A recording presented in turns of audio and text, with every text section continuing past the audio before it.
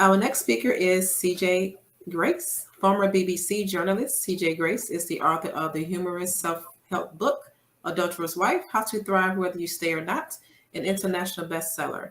When Ariana Huffington received a copy, she invited CJ to be a HuffPost contributor. CJ has written a second book, My Wild Ride How to Thrive After Breast Cancer and Infidelity. Release date was October 2022.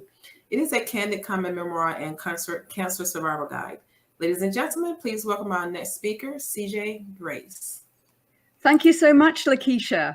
Well, as a humorous self-help author, my topic today is how humor boosts confidence. Unattractive, old, not enough. How many of us have felt like that? I certainly have.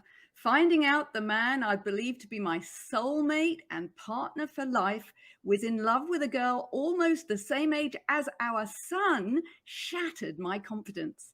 Then, barely a year and a half later, just as I felt I was digging myself out of that deep, dark pit of devastation, I was diagnosed with breast cancer. So my humorous self-help book, Adulterous Wife, How to Thrive Whether You Stay or Not, was inspired by dealing with the emotional roller coaster that infidelity put me on. My staunch belief that the best revenge is to get past the need for revenge became the mantra of the book. I didn't think I had another book in me, but getting cancer was the trigger for me to write a second one, My Wild Ride, How to Thrive After Breast Cancer and Infidelity. So when I called him out about that infidelity, my husband offered me a part-time wife position. I'm perfectly capable of loving two women at once, he declared. I'd be happy spending 2 or 3 days a week with her and the rest of the week with you. I actually considered that proposal for several months, trying to get my head around it. Then I was diagnosed with breast cancer for the second time. I carried the dreaded BRCA gene that Angelina Jolie had believed could be a death sentence. While I was going through chemotherapy, my husband was in Europe with his girlfriend. It was obvious I'd never be able to stomach a part-time husband. So before my marriage broke up, I never thought of myself as having any self-esteem issues. But I only realized once we split that I'd been living in my husband's shadow, sublimating my entire personality into serving his needs. Laughter therapy was one of the main tools I used to get back on an even keel and regain my confidence when I was coping with both infidelity and breast cancer.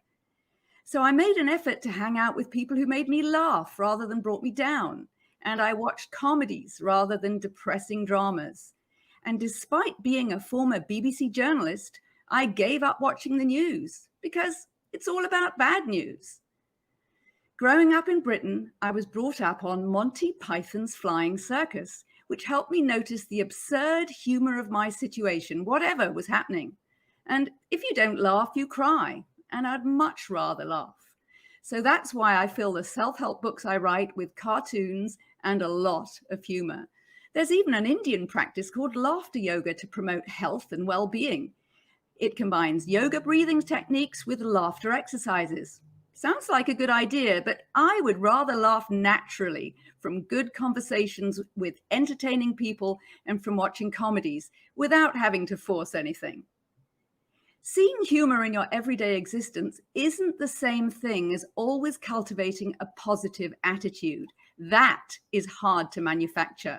And I can think of 1 or 2 people who sternly insisted I must stay positive when I was dealing with my breast cancer, who themselves manifested bucket loads of negativity when problems arose in their own lives.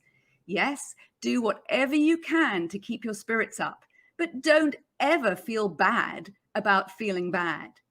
Each side of the positive thinking debate has research to support it.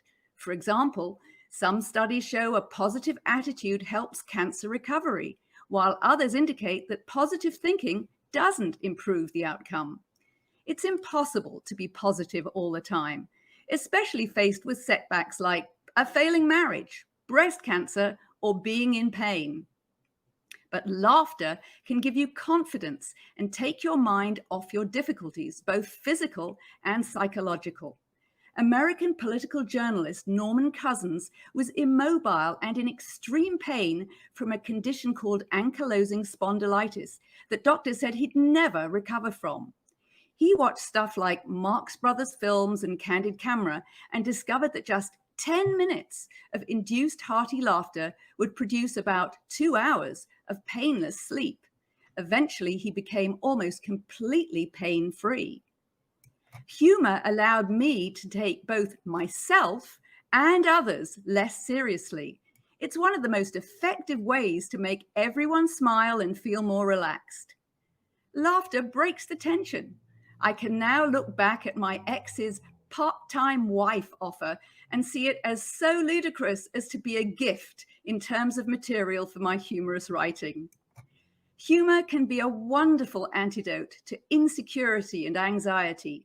It counteracts striving for unattainable perfection that would otherwise drain your confidence, because the imperfections of life are a key part of comedy. It also supercharges your professional impact. Think about it. Most people prefer to listen to presentations that are infused with humor, and those are the speeches they're more likely to remember. Yes, it takes courage and confidence to be humorous, but being humorous builds courage and confidence. I'll end with an old saying that still rings true. Blessed are those who can laugh at themselves and their lives, for they shall never cease to be amused. I'm CJ Grace, and to find out more about my work and access some free resources to help you overcome breast cancer and infidelity or any kind of adversity, visit my website, cjauthor.com. That's cjauthor.com. So I'm grateful to the amazing Gigi Sabat and her sponsors for putting on this confidence conference. Now there's a tongue twister for you, and for inviting me to be a part of it. Thank you.